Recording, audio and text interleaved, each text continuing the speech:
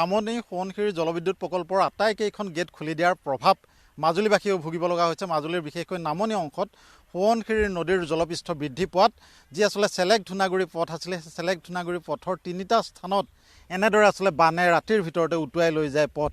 এতিয়া যাতায়াত যোগাযোগ বিচ্ছিন্ন হৈ পৰিছে।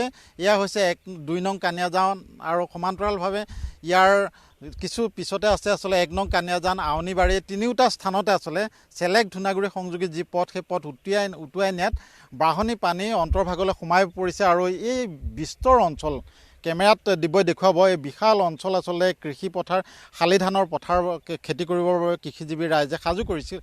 সেই সাজু হোৱা বা প্ৰস্তুত কৰি তোলা পথাৰসমূহত এতিয়া বালি পৰিছে, কঠীয়াসমূহ শালি ধানৰ কঠীয়া বানত বুৰ গৈছে আৰু কৃষিজীৱী ৰাইজৰ মাজত হাহাকাৰ এক অৱস্থাৰ সৃষ্টি হৈছে। এয়া হৈছে নামনি মাজুলীৰ এয়া বৃহত্তৰ অঞ্চলটোৰ এক পৰিৱেশ, য'ত চকুৰে মনালৈকে বিস্তীৰ্ণ অঞ্চল এতিয়া জলমগ্ন হৈছে।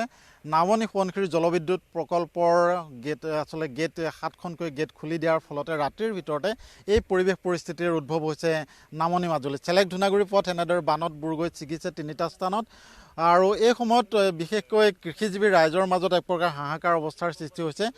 পশু আচলতে গৰু ম'হবিলাকৰো আচলতে এই সময়ত চৰিবৰ বাবে পথাৰসমূহ বানত বুৰ গৈছে। নাতি দূৰত দেখিবলৈ পোৱা গৈছে সহস্ৰাধিক গোধন এনেদৰে বানত আবদ্ধ হৈ আছে। আৰু নামনি অংশতো দেখিবলৈ পোৱা গৈছে চকুৰে মনালৈকে এক বিশাল অঞ্চল বানত বুৰ গৈছে আৰু শ ম'হ আৰু এই সময়ত বানত আবদ্ধ হৈ আছে। কৃষিজীৱী ৰাইজৰ মাজত হাহাকাৰ অৱস্থা, জলবিদ্যুৎ প্ৰকল্পৰ কুপ্ৰভাৱ ৰাইজে ভুগিব লগা হৈছে।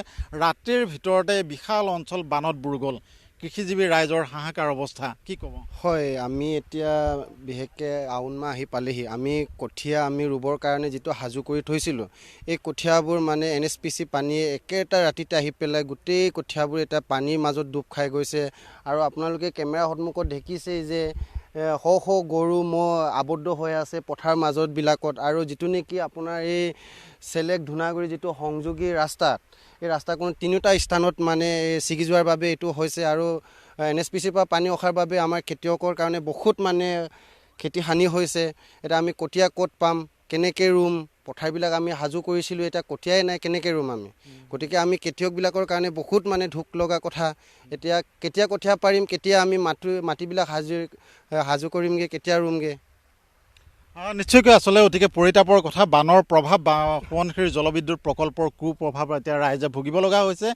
বানত বুৰ গৈছে বিঘাই বিঘাই কৃষিভূমি আৰু শালি ধানৰ পথাৰসমূহ, যিসমূহ শালি ধানৰ পথাৰত ভূঁই ৰুবৰ বাবে ইতিমধ্যে প্ৰস্তুত কৰি তুলিছিল, সেই পথাৰ এতিয়া বালি পৰিছে, পশুধন বানত আবদ্ধ হৈছে। নামনি মাজুলীৰ আচলতে চেলেক ধূনাগুৰি পথ 3টা স্থানত বানে উটুৱাই নিছে, যাতায়াত যোগাযোগ বিচ্ছিন্ন হৈছে আৰু এক প্ৰকাৰ হাহাকাৰ অৱস্থাৰ সৃষ্টি হৈছে নদী কাষৰীয়া ৰাইজৰ, কি ক'ব? এতিয়া বহুত অসুবিধা হৈছে ইয়াতে, ধৰক কি আমাৰ যিটো যোগাযোগৰ যিটো বিচ্ছিন্ন হৈছে কালি ৰাতিৰ ভিতৰত। গতিকে নিশ্চয়কৈ আমি অসম চৰকাৰক ইয়াৰ যোগেদি জনাব বিচাৰোঁ যে আমাক খুব কম সময়ৰ ভিতৰত যোগাযোগৰ যিটো ব্যৱস্থা সোনকাল কৰি দিবলৈ আমি অনুৰোধ জনাইছোঁ। আৰু লগতে আমাৰ যিবিলাক এতিয়া খেতি মাটি ধৰা পানীতে চব বুৰ খাই আছে, গতিকে NSPCৰ যদি পানী এৰি দিয়া নহয়, তেতিয়া নিশ্চয় সেইবোৰ আমাৰ এনেকুৱা অসুবিধাৰ সন্মুখীন হয়। গতিকে NSPCৰ কৰ্তৃপক্ষই কোনো কাৰণতেই আমাক অসুবিধাৰ সন্মুখীন হ'ব দিব নালাগে। আৰু আমাৰ শ বিঘা মাটি গৰাই কঢ়াই নিয়া পৰিলক্ষিত হৈছে।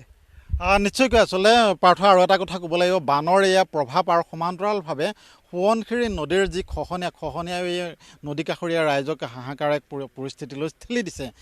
বানৰ পিছতে বানৰ সমান্তৰালভাৱে খহনীয়াৰ যি প্ৰভাৱ, এই প্ৰভাৱৰ সন্মুখীন হ'ব লগা হৈছে কৃষিজীৱী ৰাইজ।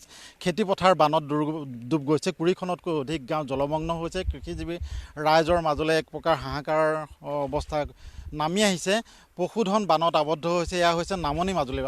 অৱশ্যে মাজুলীৰ অধিকাংশ অঞ্চলে আচলতে বানৰ প্ৰভাৱ পৰা নাই, বা মাজুলীৰ মধ্যভাগ বা মাজুলীৰ উজনি অংশত বানৰ এই প্ৰভাৱ পৰা নাই। যি সোৱণশিৰি নদীয়ে চুই যোৱা মাজুলীৰ নামনি অংশত এই বানৰ প্ৰভাৱ পৰিলক্ষিত হৈছে। নামনি মাজুলীৰ 20খনতকৈ অধিক গাঁও এতিয়া এনেদৰে বানৰ কবলত পৰিছে। যাতায়াত যোগাযোগৰ ক্ষেত্ৰত সৃষ্টি হৈছে এক প্ৰকাৰ হাহাকাৰ অৱস্থাৰ।